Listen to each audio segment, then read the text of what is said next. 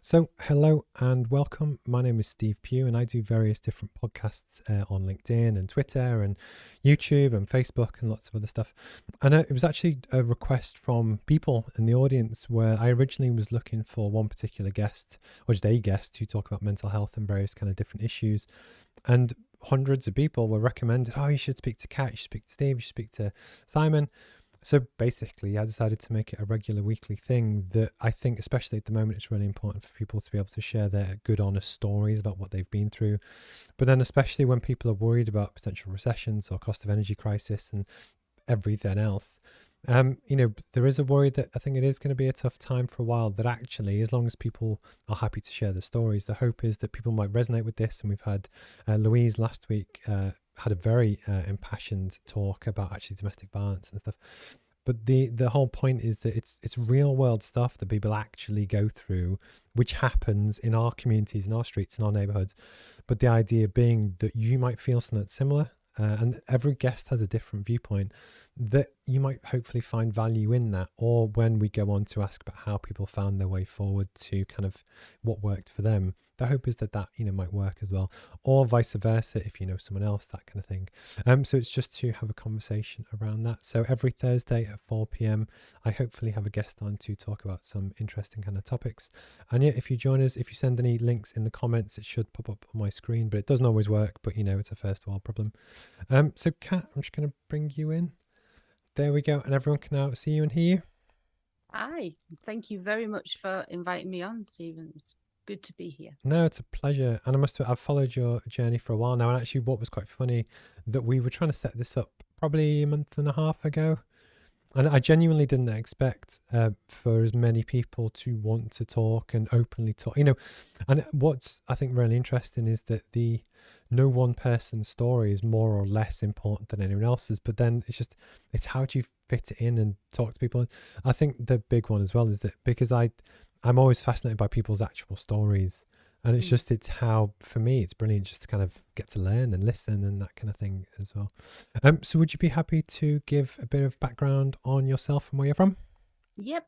So I'm based up in Durham, the northeast of England, and I've got a couple of hats. So one of them is we do audits for accessibility on websites and in person. But I'm also an adaptive fashion designer, so I create outfits for the disabled community. No, that's very cool. Can I ask what your background was? What have you always done this, or did you get into this fairly? No, No. no. So I when I started my career, I started working on wards. I was a care assistant, and I did that up until I fell pregnant with my son. So that'll be 16 years ago. And when Tom was 6 months old, I became disabled. Wow. And so this new career of mine has come from becoming disabled. So yeah, it's certainly not what I spoke to my careers advisor about or was advised to do. But I love it. I absolutely love it, and I wouldn't change it for the world because I'm part of just most fantastic community. Yeah. So yeah, it's certainly not where my training had said I was going to end up. I must say, what I always find fascinating about anyone that is genuinely passionate about what they do, it's when you identify a need or a market which isn't being serviced, but it's the right thing to do. There's people that can help or would help or whichever. And so can you tell us about the business just to kind of start with? So it's called Seated Sewing, and we make bespoke outfits. So the people that we make for either because my son's autistic, so we make for children that have got sensory issues. We make for disabled customers who are missing a limb, or they weren't born with limbs, or they're wheelchair users. So it's all everything that we make is for people who can't just go onto the high street and buy clothes off the peg. So I specialize in bespoke bespoke, crazy feathers, sequins, the whole shebang. So have you always been artistic? Yes. So my grandma was a seamstress. She used to work at one of the local factories, and every week that you'd go visit her, she'd have her sewing machine out, and she'd always be making. So she taught us, and it sort of went from there. Really, I've always had an interest in it, but it wasn't until I was made disabled and couldn't buy the clothes that I used to wear, because I used to sit on I was a non-exec member for a housing association, so always suited and booted, and then suddenly you go to try and buy the same clothes again and they're just not there. Wow. Or they're not suitable for having to sit in a wheelchair anymore. So I'm like, okay, I'll make my own. And then as news of me making my own traveled, then this new career sort of emerged. No, wow. I believe at some point you're going to be on my friend Ashley King's podcast. Well, it's been recorded Ooh. already. Well, so because me and Ashley are buddies, I don't want to steal her thunder. And obviously, when we originally set this up, I didn't know you had that, but I know that she will dig into all of that story and what it means. So I don't want to steal her thunder, because otherwise she won't present on my channel anymore. No, exactly. But with this being a mental health related podcast, if you're happy to, what happened, if you're happy to share it, and then almost how did you feel about that? Did you go through a journey about, accepting, or would you be happy to share your story? More than happy. So as I said, Tom was only 6 months old, and I did what every mother, grandmother, parent would do. Your child's crying, and I went to pick him up out of his playpen. And doing that, he's just walked in now. In doing that, I herniated a disc onto my spinal column. And I ended up in hospital, went for emergency surgery, but the surgery to correct that problem actually went wrong, and left me in hospital for 9 months. Wow. And when I eventually came out of hospital, I was a full-time wheelchair user, paralysed on one side from the waist down. So completely, like literally click of the fingers and your life's changed forever.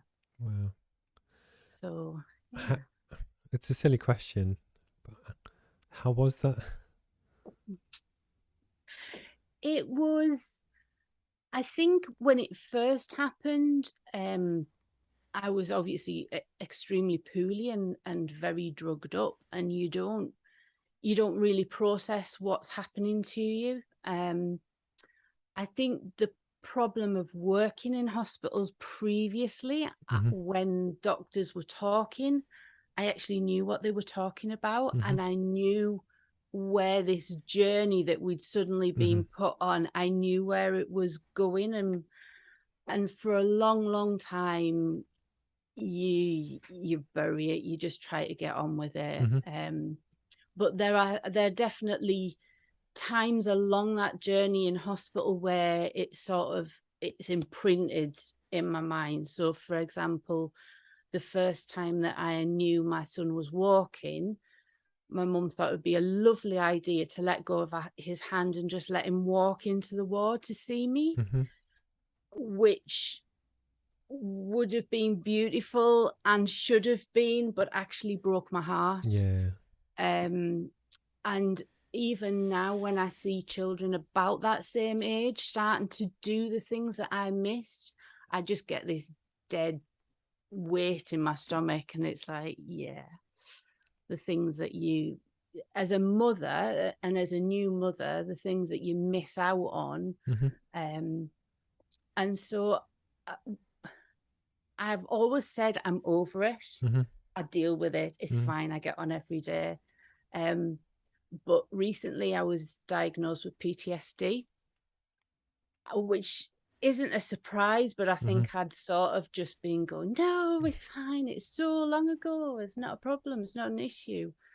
But Yes, obviously it is. Yeah. There's little boxes that are buried deep in there that still need dealing with. No, one of my good friends was in the army, and actually even Louise last week, for different reasons, different circumstances, that she suffers with PTSD.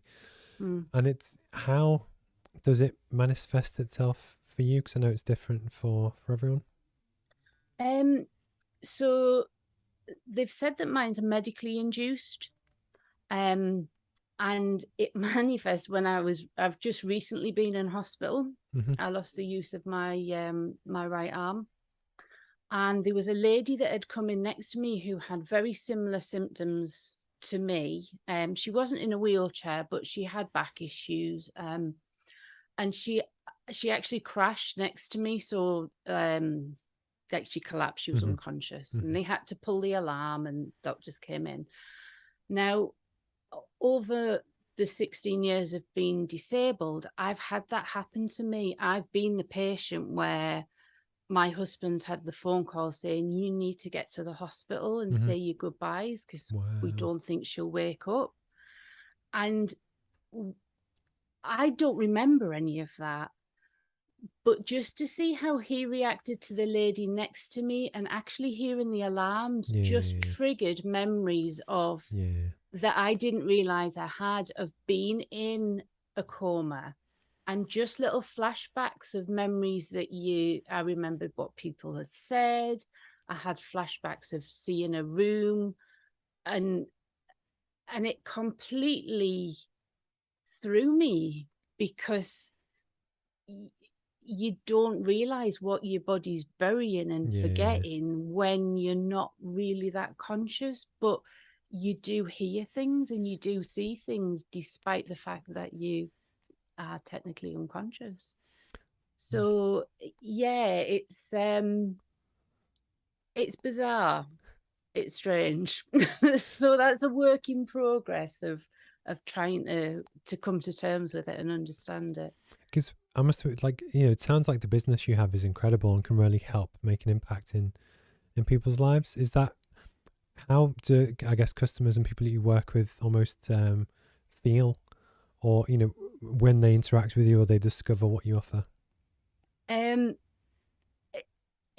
love it. I absolutely love it. You cannot beat making an outfit for somebody and then putting it on for the first time, and for the first time ever they have clothes that fit them. Because if you think the majority, so I'm working with a gentleman at the moment, Isaac Harvey, you may have come across him, but he's quite big on LinkedIn, and he was born with no arms, so he can't go to the shop and just buy clothes. Anything that he has to be hand sewn or altered by his mum.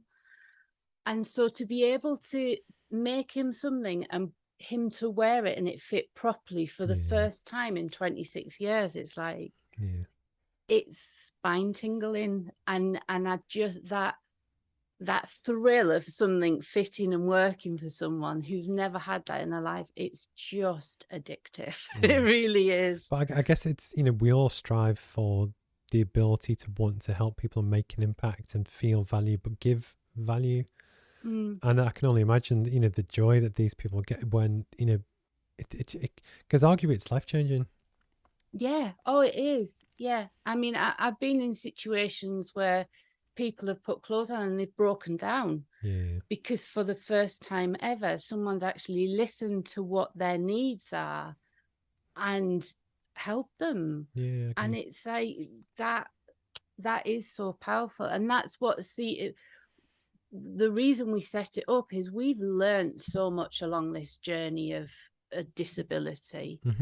And we understand some of the teething issues and the problems. And so we want to pay that forward. We want to help people as much as we can. And that's what we do. That's, we've got all of this knowledge and information. We don't want to hold on to it. We want to help as many as we can. No, honestly, it's cool. So and you can elaborate as much or as little as you wish, but the idea is, and speaking from a bloke's perspective, that often blokes, but women will be the same, is that you have what you class as a bullshit meter, where when you see people talk about stuff almost as a badge of honor, but often to break through to the people that need it the most.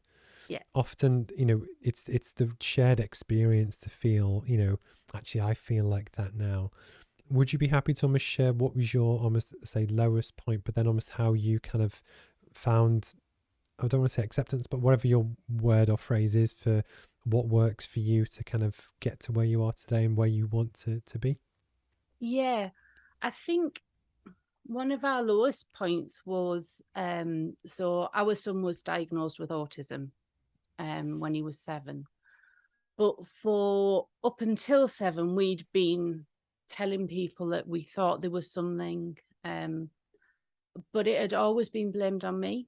Okay. They'd always said, well, your son's acting the way that he is because you're disabled, or because you've got carers in, or because he spends a lot of time with your parents. So there was always an excuse, Mm-hmm. but the excuse was always me because of my disability. And it takes so long to get used to having your life change completely anyway. Mm-hmm. But then to be sat there, and these are trained professionals Yeah. who are sat there telling you that the reason your son is the way he is because of you Mm-hmm. and what you've done. Mm-hmm. And we believe them because Why not? Yeah. they're trained professionals. Why would they lie to us? Why would they not? And so the the lowest point for me personally was sitting there on a night thinking, I can see my kid is in absolute Mm-hmm. turmoil, and it's something I've done. It's because I was a mum and picked him up when he was crying, and now I've ruined his life and Yeah, I've it's not ruined fair. my life, and it's it's heartbreaking. Mm-hmm. So it took, and you become exhausted because I was fighting for my health, and you're fighting a system, a very broken system, as we've learned along this journey. And it's exhausting. So you get to the point where you are absolutely mentally, physically, emotionally Yeah. drained. And you just, you don't know where to turn. You don't know how to make it better. So that was really, really difficult. But we ended up with a fantastic doctor a psychiatrist who looked after Tom Mm-hmm. when he was at his worst. Mm-hmm.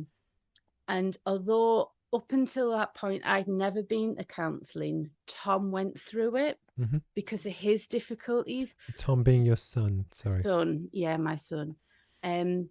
So actually, while he was getting his therapy, I was like, well, Mum, Yeah. I'm listening in. So I picked up a lot of what he was being taught and used a lot of them just to try and get myself out and my thinking Mm-hmm. straight. And so it's talking therapy has been fantastic. Okay. And my husband is an absolute rock. He's been with us from day one. He's never missed a hospital appointment. He's never missed an operation I've had. And he knows me and Tom inside out. And he's Yeah. just been an absolute rock. So, I've got fantastic support from him. No. So, like, what is it about counselling that you find helps? Is it the way that they help you frame problems, or is it to tease out of you how you're feeling about something and almost to challenge those assumptions? I'm genuinely kind of interested. What I found really interesting is just the teasing out, and by me explaining the way that I perceive the issue, and them actually then going, well, actually, have you ever thought looking from this perspective? Or Yeah. have you ever thought of looking, is this a way that you would have thought before you were disabled? Is this? And so it just forces you to question why you're Mm-hmm. thinking the way that you are. Mm-hmm. But the very fact that there was no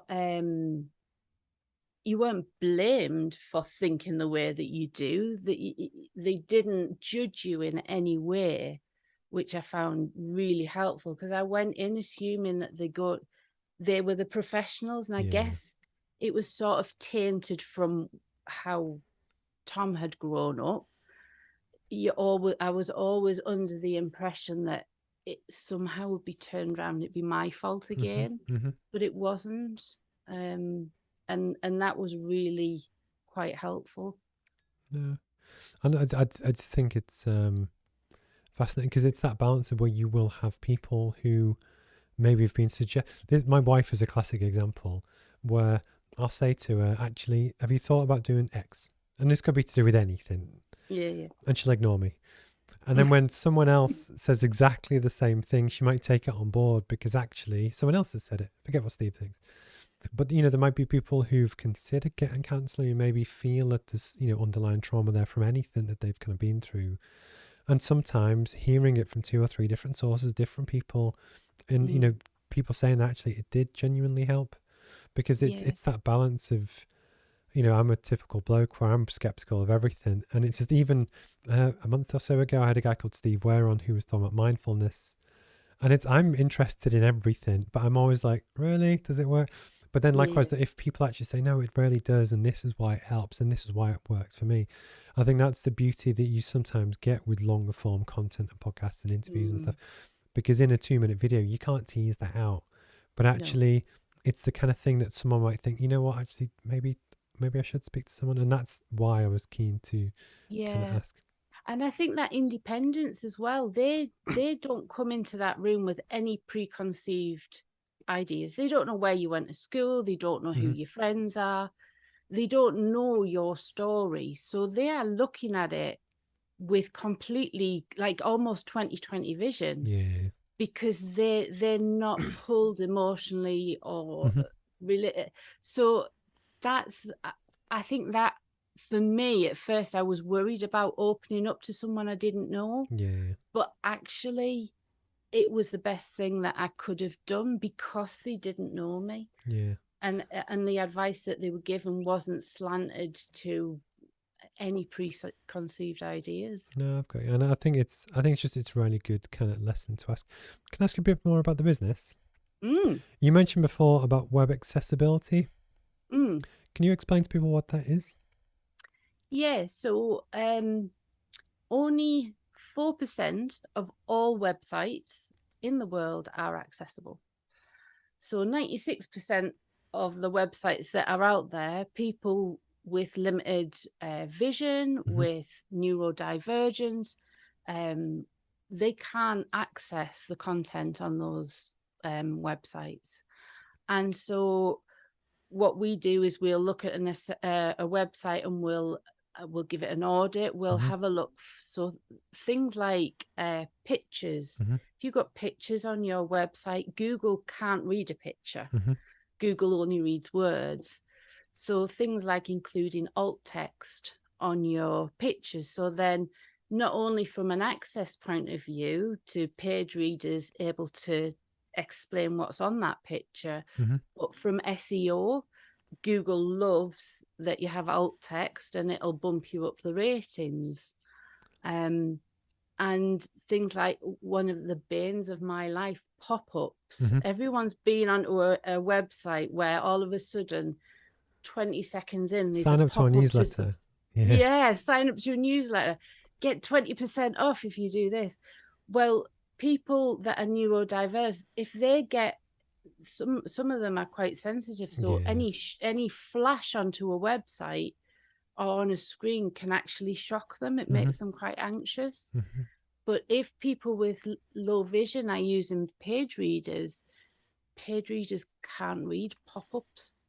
So it makes your website completely inaccessible to those people. And they will come on, yes, they'll come and have a look at your site, but they'll click off as quickly as. So we're really trying to help new startups, because if we can catch them from the beginning, they can be as accessible as, and then they open up the possibility of having disabled customers who are so loyal and have money they want to spend, but they want to spend it in an accessible place. Yeah. No, honestly, I think it's super fascinating because I have a business course called the Roadmap MBA, but the whole mission is making business education accessible. And originally, just because of my working class background, that was to do with cost, that most people can't afford it. And I mean, like 99% of people. But then you got time, you got complexity, but all this other stuff. And it was about 2 months ago, because again, making business education accessible, accessibility includes web accessibility. Yeah. So I did an online course, which was quite intensive to kind of go through. It was a fascinating process to go through. But actually, I've got a new website coming, but I might hire you to help me to make sure that I think with everyone, it's a constant journey. So very few people are going to be perfect from the off. There's no one. Yeah, but it's No. that balance of where I don't do any of this to make money. It's actually because I'm passionate about it. And it's almost where I could feel your passion before, but when you were saying about how clothing that fits, that kind of thing. Yeah. And one of the things that especially gets me is that the amount of, say, business owners, freelancers, people who work for themselves, who struggle to pay the bills and they're worried about the gas bill and stuff, that, cost is a major thing. That likewise, the skills that you would benefit from to help make that more accessible and more successful are behind these massive pay barriers.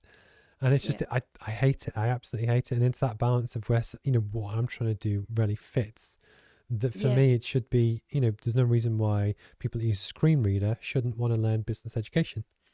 And it just, when you mentioned it before, I just thought it's fascinating. But yes, I might reach out after this and pick your brains. Well, there's like a secret project that's going on behind the two other businesses, is that we'll be opening a CIC.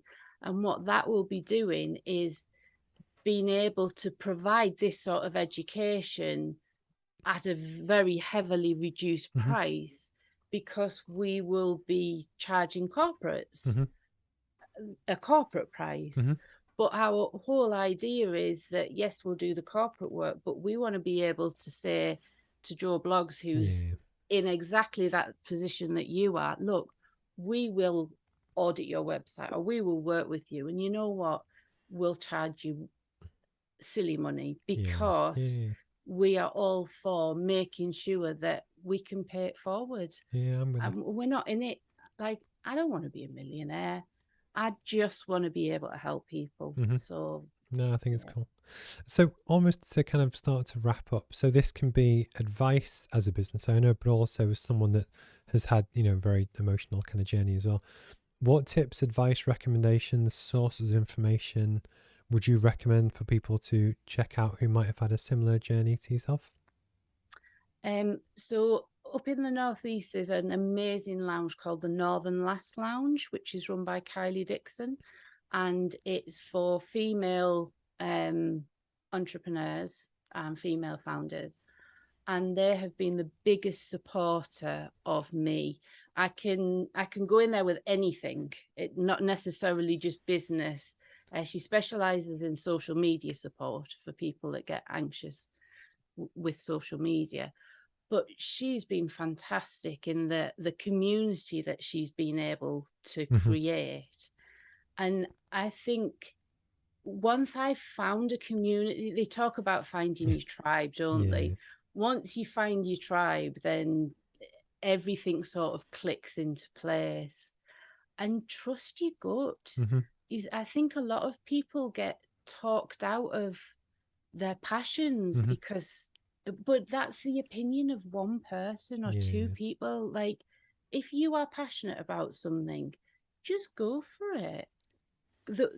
If you don't, you'll sit there regretting it. So you've just got to just go for it. No, I couldn't agree more. And what I love to, especially is that it's to meet people that also have a genuine passion, that want to do something.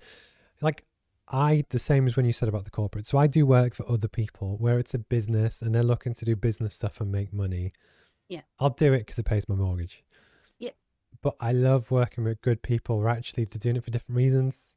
And I think one of the beauties of you get to a certain point where you can choose to do more of that kind of stuff. And it's been really kind of fabulous to speak and meet today and always share a bit of your journey. And do you know when Ashley's interview goes live? I don't. It should be in the next week, I should imagine, because it's a couple of weeks since we did it. Cool. So Well, I look forward to it, and I'll, keep. thank Obviously, you. we'll stay in touch, and also I will genuinely reach out about the web accessibility Yes, stuff too. That it's not just, a problem. I think, I would say most people, but I don't know if it is most people, but it's almost where when you know something that is just the right thing to do, Yeah, for me, you should do it. yeah, But it's no different to when you were saying about how, someone's never had clothes that fit.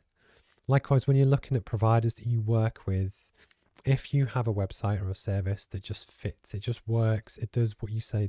And also, I think for me, I'm very big on positive intent. So even yes, if you know someone's not perfect, but they're trying, they're doing their yeah, best. It's like when you go on holiday and you try and speak Spanish, yeah, if they know you're doing your best, it's like, well, yeah. it's better than people that don't care or don't seem to care and they just bark English at That's people. it. And the disabled community would just massively appreciate the fact that people are trying. We Yeah. know that you can't get it perfect. You cannot be accessible so every single member of society it's right. That's just impossible. Hmm. But just striving to be better Hmm. and just putting it's not even big expensive tweaks in place, just putting a few tweaks in and showing that we are important to you as a business, it's massive. And like Yeah. you say, it's like going and ordering a beer in French or German. It's appalling, but they know that you're actually making an effort Yeah. I and think the they French might appreciate still that. hate it, but I get the principle. Well, And it's yeah, the Spanish one.